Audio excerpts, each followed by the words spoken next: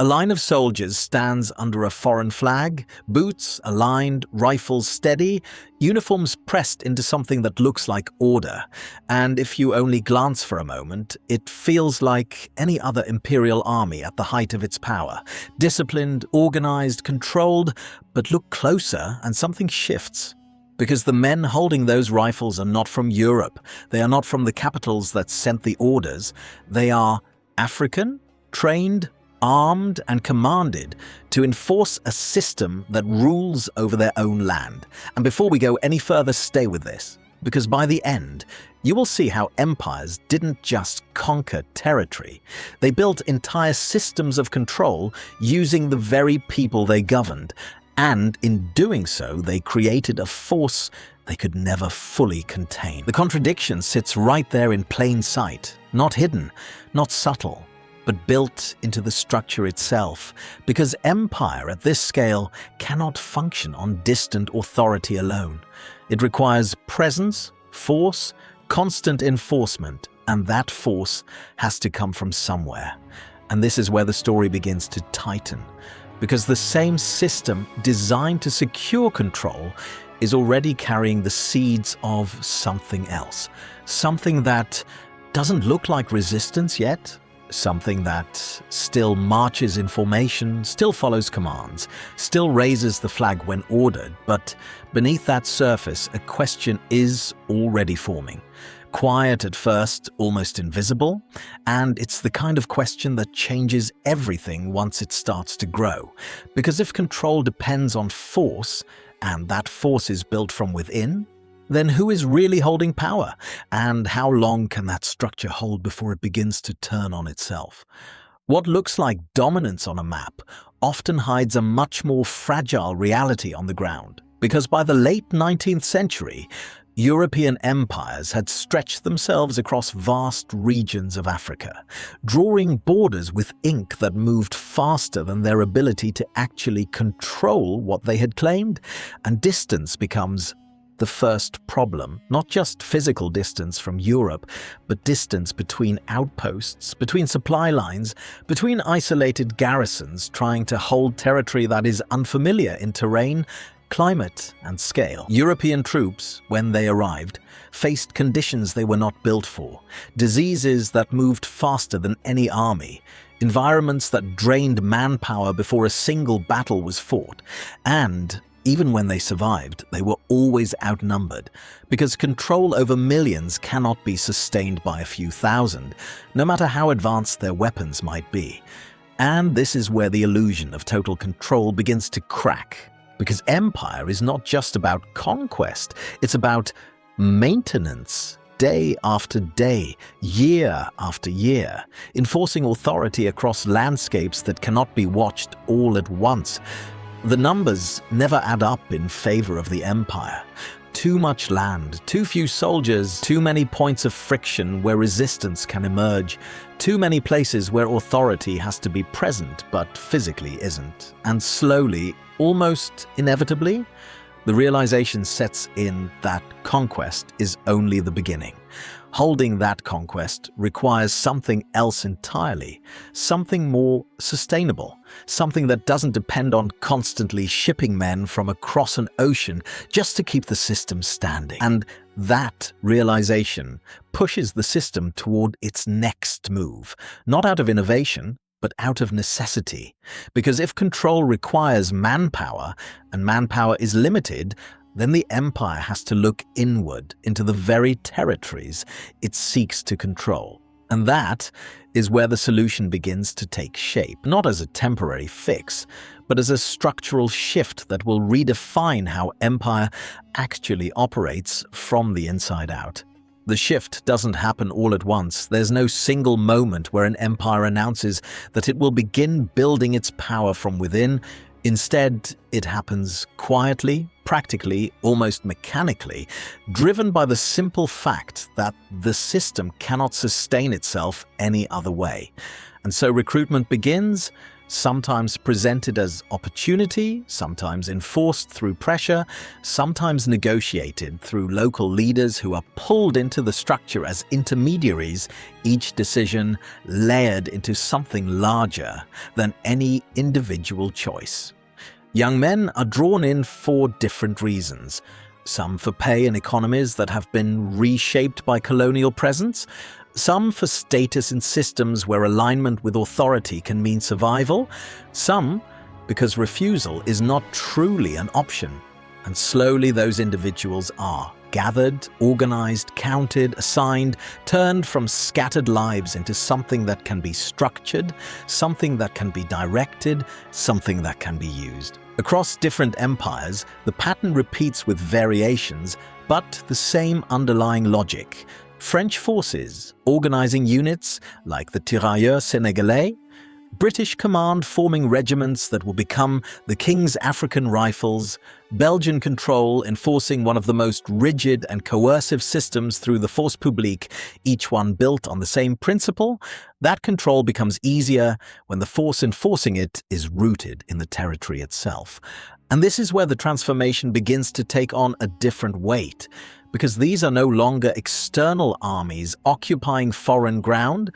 This is the creation of a system, one that absorbs individuals and reshapes them into units, and those units into a structure that can be scaled, deployed, and maintained, a structure that looks stable, efficient, even self-sustaining from the outside. But inside that structure, something else is forming as well, something that doesn't interrupt the system yet, doesn't challenge it openly, but exists within it, because every individual who enters is not just becoming part of the empire's machinery, they are also gaining something in return. Skills, discipline, experience, a different understanding of power itself, and those elements don't disappear when the uniform comes off. They stay, they accumulate, they move with the individual wherever they go next. So what looks like a solution to the empire's problem is also the beginning of a deeper shift, because the system is no longer just extracting labor or enforcing control, it is actively creating something new, something trained, organized, and increasingly aware. And the more efficiently this system grows, the more it carries within it the potential for something the empire did not intend to build. Once recruitment turns individuals into units, the next step is to shape those units into something predictable, something reliable, something that can operate within the strict boundaries of imperial control. And this is where training takes over, not just as preparation for combat, but as a process of transformation where identity is gradually replaced by structure, where movement becomes standardized, where reaction becomes conditioned, where discipline is not just expected, but enforced until it becomes instinct. European command sits at the top of this hierarchy, defining orders, strategy, and structure, while below that hierarchy, African soldiers are trained to operate within a system that demands precision, obedience, and consistency. Drills repeated until they erase hesitation. Formations practiced until they become automatic. Weapons handled, not as tools of personal survival, but as instruments of coordinated force.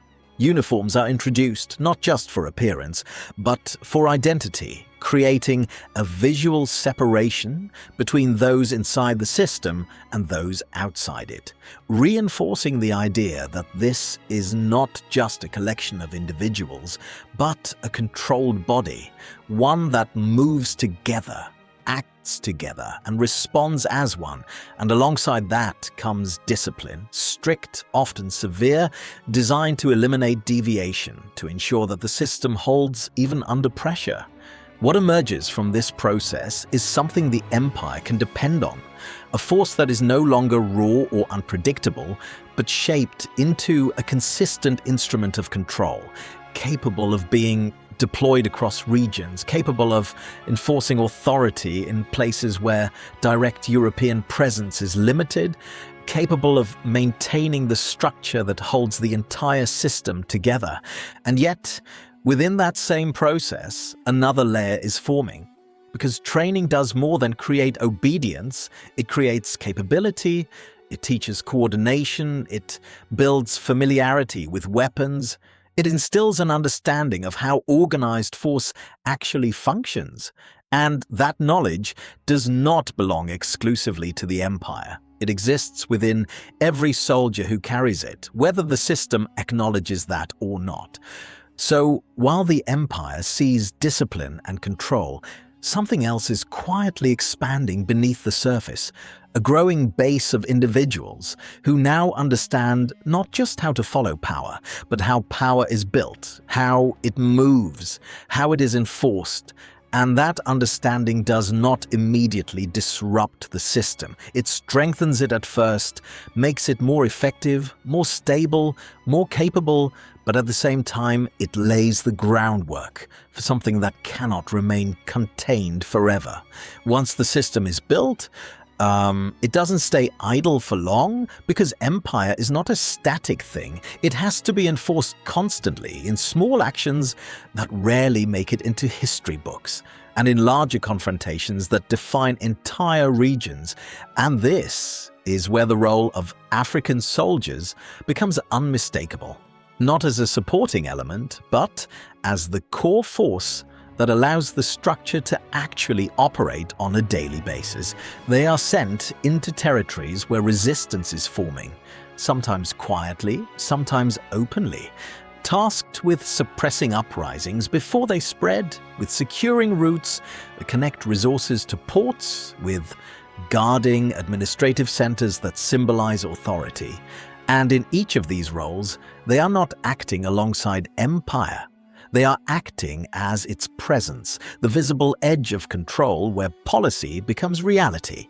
The system becomes more efficient because of this, more embedded, more capable of sustaining itself without constant reinforcement from Europe, because now the force required to maintain order is already inside the territory, already trained, already structured, and able to respond faster than any distant command ever could. And from the outside, it begins to look stable, almost inevitable, as if the empire has found a way to extend itself indefinitely without breaking under its own weight. But that stability carries a deeper contradiction. Because the more the system relies on African soldiers to enforce its authority, the more it ties its survival to them, the more it depends on their discipline, their presence, their willingness to operate within the structure. And this is where the dynamic shifts in a way that is not immediately visible, because power is no longer held solely by those who design the system. It is shared unevenly, quietly, but undeniably with those who execute it. Every patrol, every operation, every moment of enforcement strengthens the empire in the short term, but at the same time, it reinforces something else. The idea that control is not abstract. It is physical, it is organized, it is something that can be learned, replicated, and eventually redirected, and the system, by functioning exactly as intended, begins to deepen the very conditions that will one day challenge it. The next shift doesn't come from within Africa alone. It comes when the system extends beyond it, when the same soldiers who were trained to enforce control locally are pulled into conflicts that stretch across continents, and suddenly the boundaries of the colony are no longer the limits of their experience. World wars change the scale entirely, drawing African troops into battles far removed from the territories they were recruited in, sending them into Europe, into the Middle East, into parts of Asia, where the structure of empire reveals itself in a way that cannot be unseen, because now they are not just enforcing control, they are participating in global conflict, fighting alongside and against forces that expose the broader architecture of power. In these environments, the hierarchy becomes more visible, the differences more pronounced, because while they fight under the same flags, the conditions are not equal. The treatment is not equal, the recognition is not equal, and yet the expectations remain the same. Discipline, loyalty, sacrifice, and this contrast begins to settle in, not always immediately, not always consciously, but steadily, as experience builds. At the same time, something else happens that the empire cannot fully control. Exposure to different societies, to different systems, to other soldiers from across the world, each carrying their own perspectives, their own understanding of power, of hierarchy, of possibility, and this exposure begins to widen the frame through which these soldiers see their place within the system they serve. What was once local becomes global. What was once contained becomes expanded. And with that expansion comes a shift in awareness, subtle at first, but impossible to reverse once it takes hold. Because the system that was designed to create controlled instruments of empire has now given those instruments a broader understanding of the world they operate in. And that understanding begins to move with them, shaping how they see not just the empire, but their position within it. And this is where the story begins to turn more sharply. Because once awareness enters the system, it doesn't stay passive, it begins to question, to compare, to measure, and the structure that once felt stable starts to carry a new kind of tension, one that does not break it immediately, but slowly shifts the balance from within. What begins as movement across battlefields turns into something deeper, something the system was never designed to control. Because once soldiers leave the confines of the colony and move through different parts of the world, they don't just carry out orders, they observe, they compare, they start to see patterns that were never visible before, and that shift is quiet, almost invisible from the outside, but inside, it changes everything. They move through cities where authority looks different, through spaces where power is structured in ways that don't mirror the rigid hierarchy they were trained under. They encounter other soldiers from Europe, from Asia, from different parts of the empire, and in those encounters something begins to take shape. A growing awareness that the system they serve is not universal, it is constructed, maintained, and unevenly applied. There are moments that don't feel significant at the time. Conversations between soldiers, glimpses of how others live, small breaks in the rigid order they are used to, but those moments accumulate. They layer over each other, and gradually the perspective shifts from inside the system to something that can see it from the outside as well, not completely, not all at once, but enough to begin questioning what once felt fixed. And it's not just about seeing difference, it's about understanding position, recognizing that the same structure that demands loyalty and discipline does not extend the same status, the same recognition, the same opportunities, and that realization doesn't explode immediately. It settles in, it lingers, it grows over time, shaping how these soldiers interpret their role, their value, their place within the larger framework of empire. So, what was meant to strengthen the system by expanding its reach begins to introduce something else entirely, a widening awareness that cannot be undone because once the frame expands, it doesn't shrink back. And the soldiers who return are not the same as the ones who left, even if the uniform remains the same, even if the structure expects them to fit back into it without change. That awareness runs straight into the reality of the system the moment they return, because whatever they have seen, whatever they have experienced, does not change how the structure treats them, and this is where the contradiction becomes impossible to ignore. Not abstract, not theoretical, but lived, visible in the details of everyday reality. They are trained, armed, disciplined, essential to the functioning of the system, but they are not equal within it. Their pay is lower, their advancement limited, their authority capped, their position defined not by capability, but by a structure that was never designed to fully include them. And this imbalance is not hidden. It is built into the system itself, reinforced through policy, through hierarchy, through daily interactions that remind them exactly where they stand.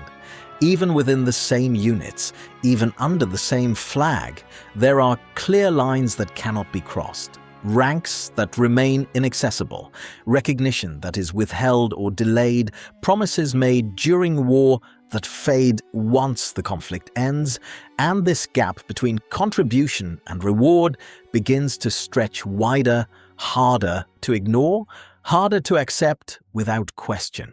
The system still functions. It still relies on their discipline, their training, their presence, but now that reliance feels different because it is no longer invisible, it is understood. And with that understanding comes tension. Not yet open resistance, not yet a break, but a shift in how loyalty is perceived, how authority is measured, how the entire structure is interpreted from within. And this is where the balance begins to move, slowly at first, almost imperceptibly, because the system has not collapsed, it is still intact, still operational. But beneath that surface, something has changed. The trust that once held it together is no longer solid. It carries cracks, small at first, but growing, because once a system demands everything while offering less in return, it begins to lose the very foundation it depends on to survive.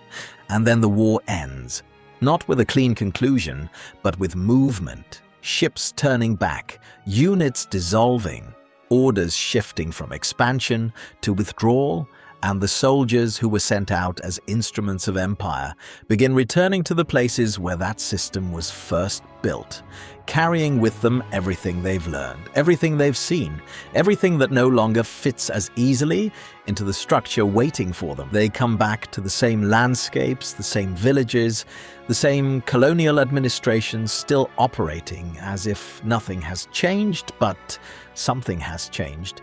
Because the men returning are not the same men who left, and that difference doesn't announce itself loudly. It shows up in posture, in awareness, in the way they carry themselves, in the way they respond to authority that once felt absolute, but now feels conditional, observed, measured. They bring back training that was meant to serve the empire, discipline that was meant to reinforce control, an understanding of coordination, of structure, of how organized force actually operates. And these are not abstract skills. They are practical, transferable, rooted in experience, and now they exist outside the direct command of the system that created them. Communities begin to feel that shift, even if they cannot fully define it, because these returning soldiers carry stories not just of war, but of how power looks elsewhere, how systems function beyond the colony,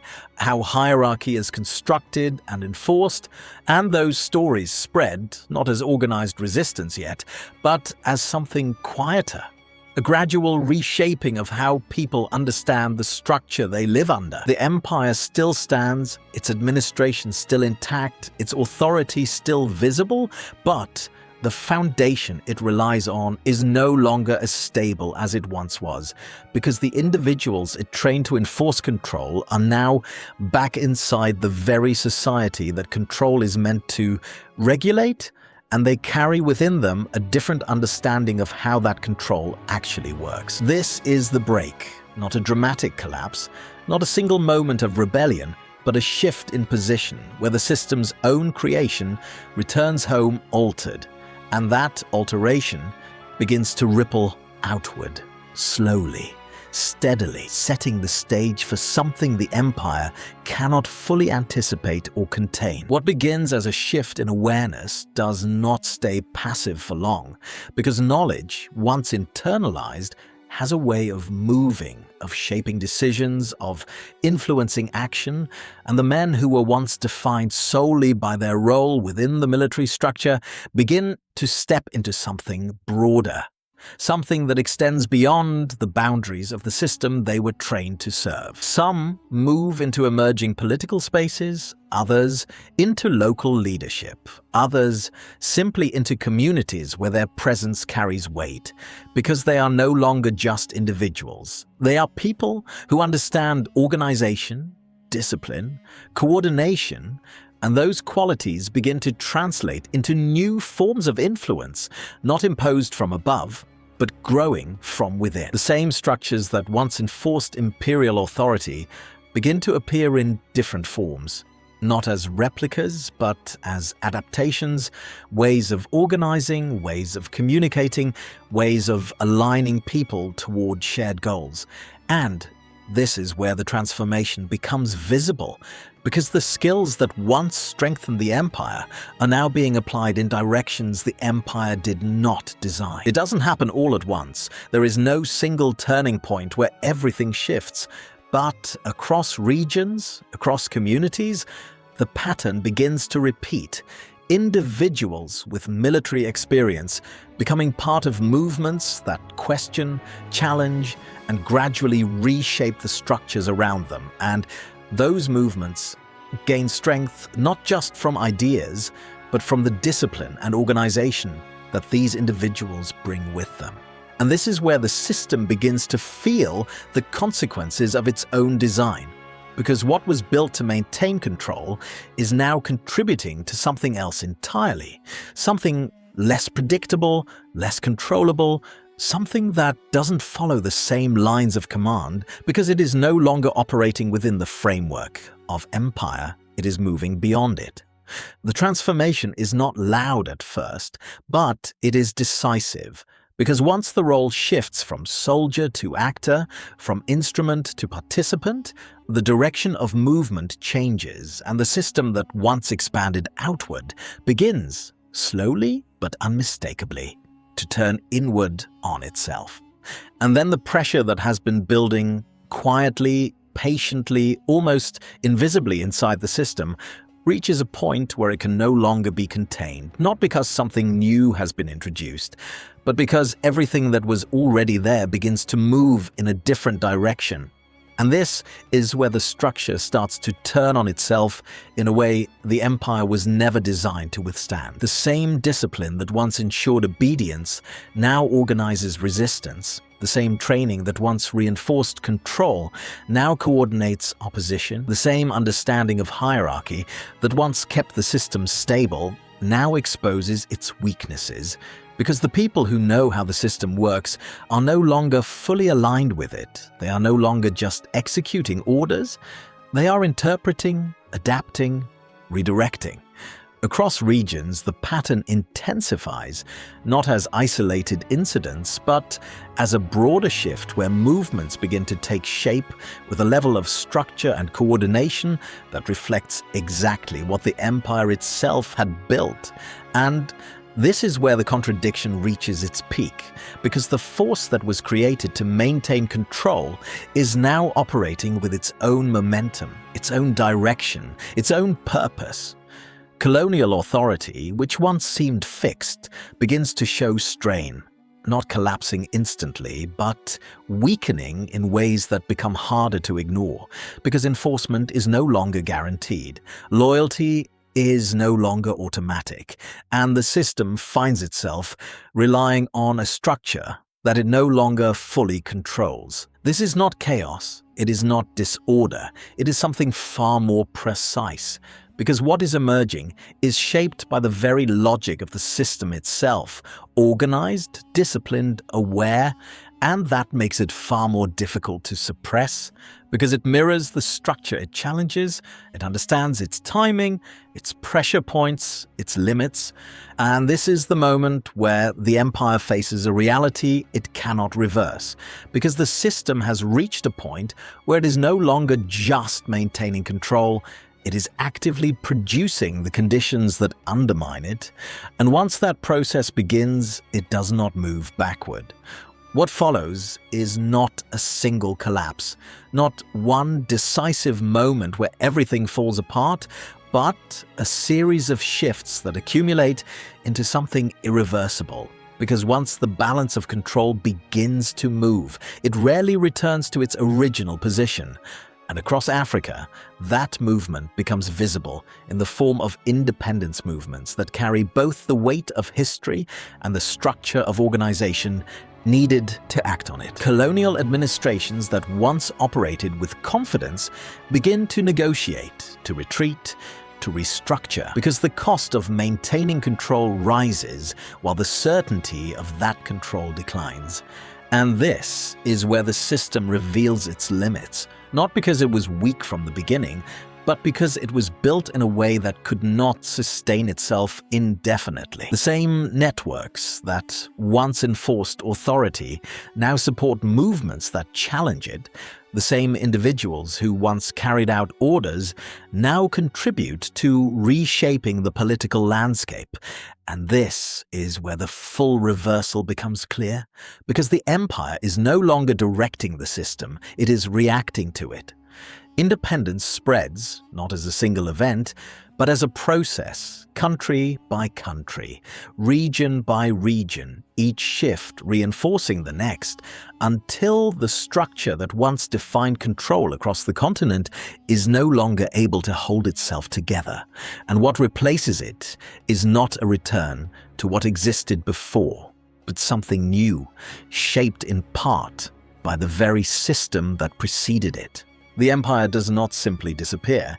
Its influence remains in different forms, but its direct control, the structure that depended on constant enforcement, begins to dissolve, and at the center of that shift is a reality that cannot be separated from the system itself, that the force used to build and maintain empire has now played a role in dismantling it.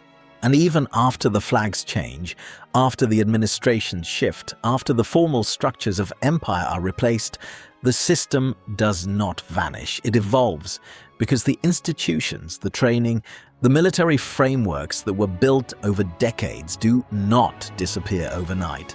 They remain, reshaped, repurposed, but still carrying the imprint of what they were originally designed to do. Modern African armies, in many cases, trace their roots back to these colonial forces, carrying forward structures of command, systems of discipline, methods of organization that were first introduced under empire. And this continuity is not accidental. It is the result of a system that embedded itself deeply enough to outlast the authority that created it. The story does not resolve into something simple, because the same system that contributed to the collapse of empire also leaves behind complexities that continue to shape the present, in how power is organized, in how military structures function, in how states navigate the legacy of what was built before independence.